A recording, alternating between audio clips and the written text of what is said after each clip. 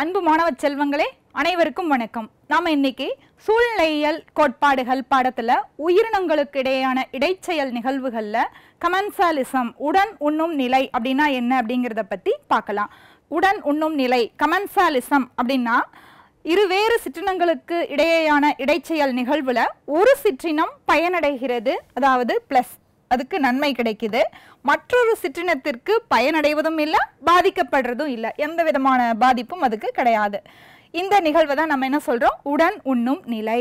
இதுல தொடர்புடைய ரெண்டு சிற்றினங்கள்லையுமே எந்தவித பாதிப்பும் அடையறதில்லை. அதனால இந்த இடைச்செயல் நிகழ்வை நம்ம நேர்மறை இடைச்செயல்கள், அதாவது பாசிட்டிவ் இன்டராக்ஷன் அப்படின்னு சொல்லலாம். இதுல பயனடைகின்ற சிற்றினத்தை நம்ம என்ன சொல்றோம், கமென்சல் அப்படின்னு சொல்றோம். மற்றொரு சிற்றினம் இருக்குது இல்லையா, பயனும் இல்லை பாதிப்பும் இல்லை அப்படிங்கிற மாதிரியான அந்த சிற்றினத்தை ஓம்புயிரி, அதாவது ஹோஸ்ட் அப்படின்னு சொல்றோம்.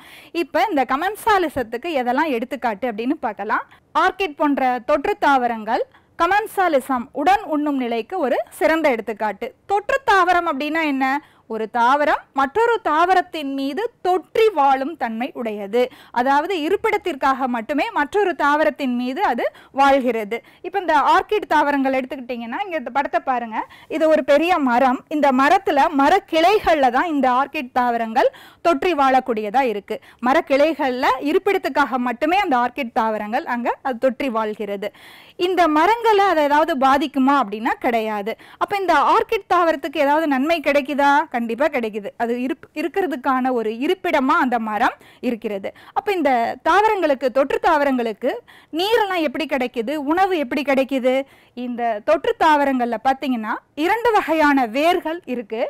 ஒன்று பற்று வேர்கள் அப்படின்னு சொல்லக்கூடிய கிளிங்கிங் ரூட்ஸ். இந்த தொற்று தாவரமானது மரக்கிளையை பிடிச்சுக்கணும் இல்லையா, பிடிக்கிறதுக்கு பயன்படக்கூடிய வேர் தான் இந்த மாதிரி இருக்கிற வேர்கள் வந்து பற்று வேர்கள் அப்படின்னு சொல்றோம், கிளிங்கிங் ரூட்ஸ் அப்படின்னு சொல்லுவோம்.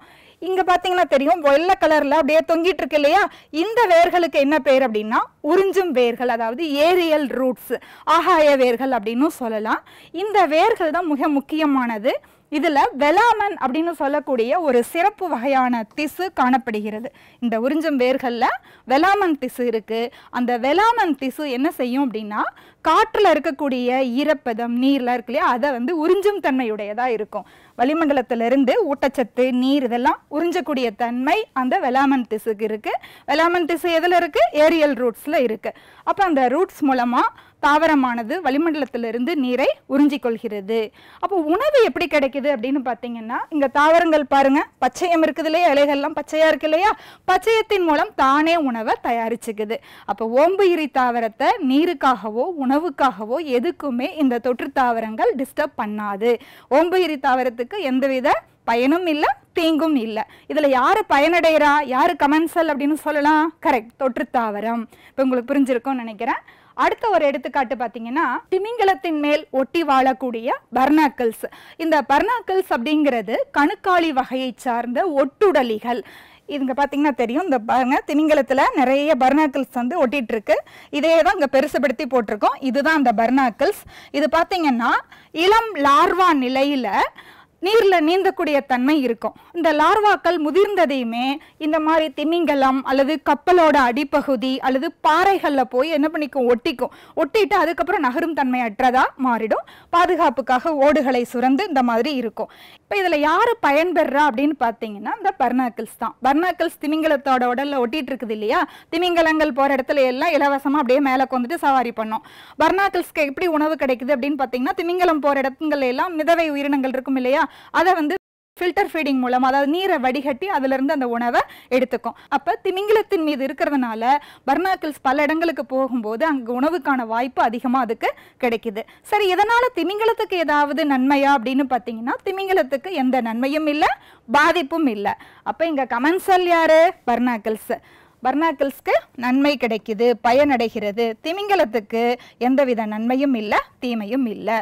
அதனால இந்த உறவு முறையை நம்ம உடன் உண்ணும் நிலை கமென்சாலிசம் அப்படின்னு சொல்றோம்.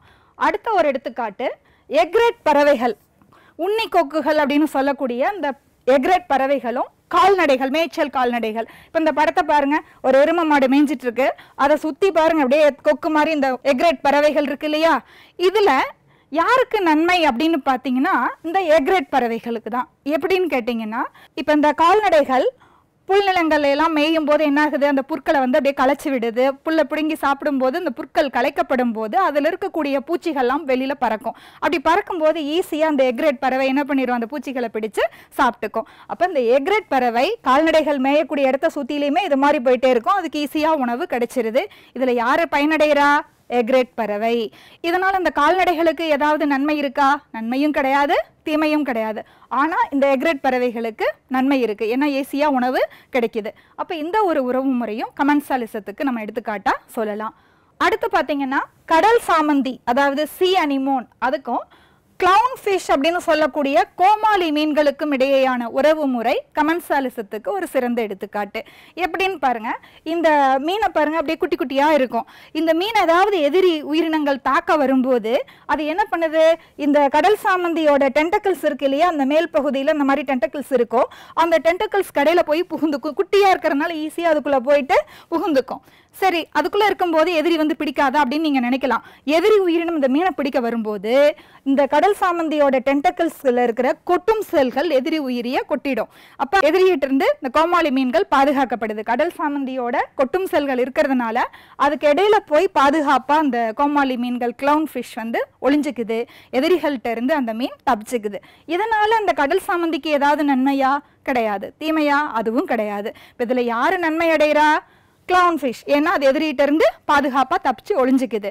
கடல் சாமந்திக்கு எந்த நன்மையும் இல்லை தீமையும் இல்லை. இந்த ஒரு உறவு முறையும் நம்ம கமென்சாலிசம் உடன் உண்ணும் நிலைக்கு ஒரு சிறந்த எடுத்துக்காட்டா சொல்லலாம்.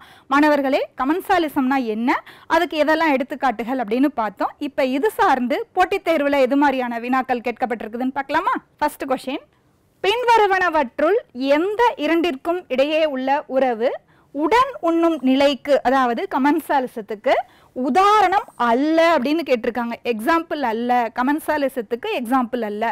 கொடுத்திருக்கிற 4 ஆப்ஷன் பாருங்க. ஆர்கிட் தாவரம், அது ஏதாவது ஒரு மரங்கள்ல தொற்றி வாழும் தன்மையுடையதா இருக்கும். அப்ப அந்த மரத்துக்கும் இடையில இருக்கக்கூடிய உறவு முறை கண்டிப்பா அது என்னது, உடன் உண்ணும் நிலை தான், கமென்சாலிசம். ஸோ இது ஆன்சரா வராது. அடுத்து என்ன கேட்டிருக்காங்க, எக்ரேட் பறவைகள் மற்றும் மேய்ச்சல் கால்நடைகள். எக்ரேட் பறவைகளும் மேய்ச்சல் கால்நடைகளும் உடன் உண்ணும் நிலைக்கு ஒரு எடுத்துக்காட்டு, இதுவும் ஆன்சரா வராது. அடுத்து என்ன, கடல் சாமந்தி மற்றும் கோமாளி மீன். கடல் சாமந்தி கோமாளி மீன் ரெண்டுமே உடன் உண்ணும் நிலைக்கு எடுத்துக்காட்டு தான், இதுவும் கிடையாது. அடுத்த ஆப்ஷன் பாருங்க, பெண் குளவி மற்றும் அத்தி இனங்கள். இந்த பெண் குளவிக்கும் அத்திக்கும் என்ன ஒரு உறவு முறை அப்படின்னு பார்த்தீங்கன்னா, ஒருங்குயிரி நிலை, மியூச்சுவலிசம், ரெண்டுமே ஒன்றுக்கொன்று உதவிகரமா இருக்கும். அதாவது அத்தி மரமானது, அத்தி பெண் குளவினால மட்டும்தான், வாஸ்ப் அப்படின்னு சொல்லக்கூடிய பிளாஸ்டோஃபேகா, அதனுடைய பெண் குளவினால மட்டும்தான் மகரந்த சேர்க்கை அடைய முடியும். அதே போல பாதுகாப்பா தன்னுடைய முட்டையை எதுக்குள்ள மட்டும்தான் இட முடியும், அத்திக்குள்ள மட்டும்தான் இட முடியும். இந்த ரெண்டுமே ஒன்றுக்கொன்று உதவிகரமா இருக்கக்கூடியது. மியூச்சுவலிசத்துக்கு, ஒருங்குயிரி நிலைக்கு அது ஒரு எடுத்துக்காட்டு. அது உடன் உண்ணும் நிலைக்கு வராது, கமென்சாலிசத்துல வராது. கேட்ட கேள்வி என்ன, எந்த இரண்டிற்கும் இடையே உள்ள உறவு உடன் உண்ணும் நிலைக்கு உதாரணம் அல்ல. உங்களுக்கு ஆன்சர் தெரிஞ்சிருக்கும், கரெக்ட். பெண் குளவி மற்றும் அத்தி இனங்கள் அப்படிங்கிறது உடன் உண்ணும் நிலை கிடையாது, ஒருங்குயிரி நிலை. அடுத்த கேள்வி பாருங்க, பொறுத்துக மாதிரி கொடுத்துருக்காங்க. பட்டியல் 1 உள்ளதை பட்டியல் 2 பொறுத்துக. பட்டியல் 1 பட்டியல் 2 நம்ம இப்ப பொருத்தி பார்ப்போம். ஆப்ஷன் ஏ என்ன இருக்கு, தாவர உண்ணிகள் தாவரங்கள். தாவர உண்ணிகளுக்கும் தாவரங்களுக்குமான உறவு முறை. தாவர உண்ணிகள் யாரு, ஹெர்பிவர்ஸ், ஆடு மாடு ஒட்டகம் இதெல்லாம் ஹெர்பிவர்ஸ். அது என்ன பண்ணும், தாவரங்களை பிடிச்சு சாப்பிடும், தாவரங்களை பிடுங்கி சாப்பிடுது. அப்ப அது எதுக்கு எடுத்துக்காட்டா இருக்கும், கொன்று உண்ணுதல், பிரிடேஷன். பிரிடேஷன் அப்படின்னா சிங்கம் புலி மட்டும்தான், கொன்று உண்ணி கிடையாது. ஹெர்பிவர்ஸும் தாவரங்களை பிடுங்கி சாப்பிட்றதுனால அதை நம்ம என்ன சொல்றோம், அதுவும் ஒரு பிரிடேஷன் அப்படின்னு தான் சொல்றோம். தாவரங்களை பொறுத்த வரைக்கும் தாவர உண்ணிகள் ஒரு பிரிடேட்டர். அப்ப ஆப்ஷன் ஏக்கு 3 ஆன்சர், ஏக்கு 3. அடுத்து பாருங்க, மைக்கோரைசா தாவரங்கள். மைக்கோரைசா அப்படிங்கிறது வேர்பூஞ்சை அப்படின்னு சொல்லக்கூடியது. உயர் தாவரங்களோட வேர்கள்ல ஒருங்குயிரி நிலையில இருக்கு. இந்த மைக்கோரைசாவும் உயர் தாவரங்களும் ஒன்றுக்கொன்று உதவிகரமா இருக்கு. மைக்கோரைசா தாவரங்கள் எளிதில் ஊட்டச்சத்தை உறிஞ்சுறதுக்கு உதவிகரமா இருக்கு. மைக்கோரைசா பூஞ்சை தாவரங்களோட வேர்கள்ல இருப்பிடமா இருக்கு. இரண்டுமே ஒருங்குயிரி நிலைக்கு ஒரு எடுத்துக்காட்டு. அப்ப மைக்கோரைசா அப்படிங்கிறது எதுக்கு எடுத்துக்காட்டு, ஒருங்குயிரி நிலை. ஆப்ஷன் பிக்கு என்ன வரும், 2. அடுத்து பாருங்க, ஆடு ஒட்டகம். ஆடு ஒட்டகம் இரண்டுமே தாவர உண்ணிகள். ரெண்டுமே என்ன செய்யும்? புட்களுக்காக செடிகளுக்காக ரெண்டுமே போட்டி போடும். அப்போ எது வரும்? போட்டியிடுதல், காம்படிஷன். ஏன்னா ரெண்டுமே ஹெர்பிவர்ஸ், ஒரே வளங்களுக்காக போட்டியிடக்கூடியதாக இருக்குது. அப்போ சிக்கு என்ன வருது? 4. சி 4. டி ஆர்கிட் மரம். இப்போ தான் பார்த்தோம் ஆர்கிட் அது வளரக்கூடிய மரம். இரண்டுமே எதுக்கு எடுத்துக்காட்டு? கமென்சாலிசம் உடன் உண்ணும் நிலைக்கு எடுத்துக்காட்டு. அப்போ ஆப்ஷன் டிக்கு என்ன வருது? 1. இப்போ நம்ம கொடுத்துருக்கிற ஆப்ஷனில் A3 B2 C4 D1 அப்படிங்கிற ஆப்ஷன் எங்கே இருக்குன்னு பாருங்கள். கரெக்ட், ஆப்ஷன் ஏ தான் இங்கே சரியான விடை. அடுத்த கேள்வி, பின்வருவனவற்றுள் எது சரி? 4 கூற்று கொடுத்துருக்குறாங்க. அந்த 4ல் 1 சரியானது, மற்ற 3 தவறு. எது சரின்னு கேட்டிருக்காங்க. ஃபர்ஸ்ட் கூற்று பாருங்க, ஆப்ஷன் ஏ உடன் உண்ணும் நிலையில், அதாவது கமென்சாலிசம், அதில் தொடர்புடைய 2 உயிரினத் தொகையும் ஒன்றை ஒன்று பாதிக்காது. ரெண்டுமே ஒன்றை ஒன்று பாதிக்காது. நம்ம உயிரினங்களுக்கு இடையான இடைச்செயல்களில் பார்த்தோம். நன்மை அடையக்கூடிய உயிரினத்துக்கு ப்ளஸ் சிம்பல் போடுவோம், பாதிக்கப்படக்கூடிய உயிரினத்துக்கு மைனஸ் சிம்பல், எந்த பயனும் இல்லை அப்படின்னா 0 போடுவோம். இங்கே என்ன கொடுத்துருக்காங்க? ரெண்டுமே ஒன்றை ஒன்று பாதிக்காது, ரெண்டுமே 0 அப்படிங்கிற மாதிரியான மீனிங்கில் தான் கொடுத்துருக்காங்க. ஆனால் உடன் உண்ணும் நிலையில் ஒரு சிற்றினம் பயனடைகிறது, மற்றொரு சிற்றினம் பயனடைவதும் இல்லை, பாதிக்கப்படுவதும் இல்லை. ப்ளஸ் 0ங்கிற மாதிரி இருக்கணும். ஸோ இந்த ஸ்டேட்மெண்ட் தவறானது. ஆப்ஷன் பி பாருங்க, கூட்டுயிரி வாழ்க்கையில் தொடர்புடைய 2 உயிரினத் தொகையும் ஒன்றுக்கொன்று உதவி கொள்கின்றன. கூட்டுயிரி வாழ்க்கையில் இரண்டுமே ஒன்றுக்கொன்று உதவி கொண்டு 2 சிற்றினங்களுமே அங்கே பயனடைகின்றது. ஸோ இரண்டுக்குமே என்ன வரும்? ப்ளஸ் ப்ளஸ் தான் வரும். இங்கே கொடுத்துருக்கிறதும் சரியாக தான் கொடுத்துருக்கு. அப்போ இது சரியாக தான் இருக்குது. மற்ற 2 ஸ்டேட்மெண்ட்டையும் பார்த்துருவோம். ஆப்ஷன் சி என்ன? கூட்டுயிரி வாழ்க்கையில் எந்த உயிரினத் தொகையும் பாதிக்கப்படாது. பாதிக்கப்படாது அப்படின்னா நம்ம என்ன சொன்னோம்? 0 0ன்னு சொன்னோம். இங்கே கொடுத்துருக்கிறது 2 உயிரினங்களுமே பாதிக்கப்படாதுன்னு கொடுத்துருக்காங்க. ஆனால் கூட்டுயிரி வாழ்க்கையில் என்ன ஆகுது? ரெண்டுமே பயனடைகிறது, ப்ளஸ் ப்ளஸ்ன்னு தான் வந்திருக்கணும். அப்போ ஆப்ஷன் சியும் தவறானது. ஆப்ஷன் டி பாருங்க, உடன் உண்ணும் நிலை. உடன் உண்ணும் நிலைனாவே நமக்கு தெரியும், ஒன்று பயனடைகிறது, மற்றொன்று எந்த பாதிப்பும் பயனும் கிடையாது. என்ன கொடுத்துருக்காங்க? உடன் உண்ணும் நிலையில் தொடர்புடைய 2 உயிரினத் தொகையும் ஒன்றுக்கொன்று உதவி கொள்கின்றன, ரெண்டுமே பயனடைகிறது.